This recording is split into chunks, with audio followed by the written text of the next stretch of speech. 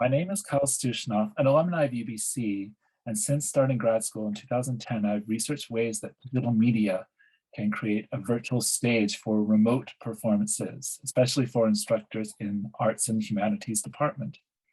The global pandemic essentially shut down artistic events such as theater productions and community festivals. For academics in arts and humanities, studying these performances became next to impossible as the recorded video rarely matched the experience of the live event.